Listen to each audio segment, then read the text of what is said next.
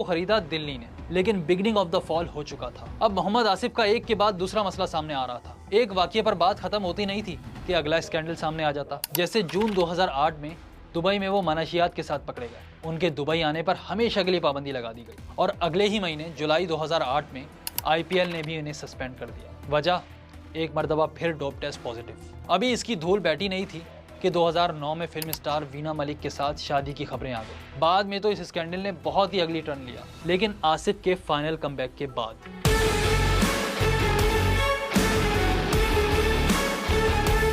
इन तमाम हंगामों की वजह से आसिफ 2 साल तक टीम से बाहर रहे और वापस आए 2009 में। पहले न्यूजीलैंड का टूर किया और फिर ऑस्ट्रेलिया का। न्यूजीलैंड में देखें, पहला टेस्ट 9 विकेटें, दूसरा 8 विकेटें और तीसरा 2 विकेट। सिर्फ 3 टेस्ट मैचेस में एक बार फिर 19 विकेटें और फिर उसी ऑस्ट्रेलिया में वापस आए जहां वो डेब्यू पर नाकाम हुए थे।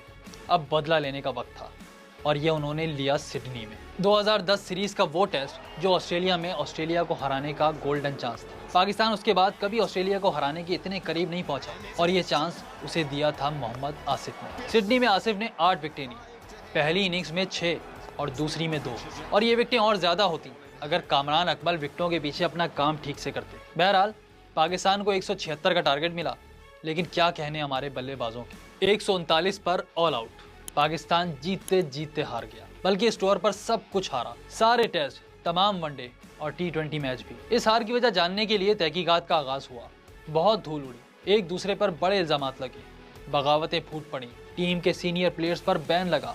लेकिन मोहम्मद आसिफ, इन्हें किसी की कोई परवाह नहीं थी। वो इस पूरे हंगामे से कहीं दूर अपनी जिंदगी में मस्त थे। उनके 2 ही शौक थे, जी हाँ, वही वाले 2 शौक। लेकिन अब चीजें आसिफ के कंट्रोल में नहीं थी। वीना मलिक के साथ उनका झगड़ा अब ऑन स्क्रीन आ चुका था। अप्रैल 2010 में दोनों टेलीविजन स्क्रीन पर लड़ते झगड़ते नजर आए। मीडिया को और क्या चाहिए था, उन्होंने इस सिचुएशन से बड़े मजे लिए। ये बात आप बहुत अच्छी तरह से जानते हैं कि पैसे तो आपने मुझसे लिए। अगर लिए हैं तो फिर आपको वापस किए हैं, ये उसका सबूत। जिस बेड पे ये सोते हैं वो मैंने बनवाया, जिस लाउंज में जिस सोफे पे बैठते हैं वो मैंने, चॉकलेट ब्राउन कलर का वो सोफा है। अब आप तो कपड़े उतारने पे आ गई हैं। इश्क की दास्तान सिर्फ मेरी तरफ से नहीं थी, आसिफ भी मुझसे इश्क करता। इन्हीं हंगामों के बीच 2010 आ गया, आसिफ के लिए फैसला कुन साल। ये T20 वर्ल्ड कप का साल भी था, एशिया कप का साल भी था, इंग्लैंड के टूर का साल भी।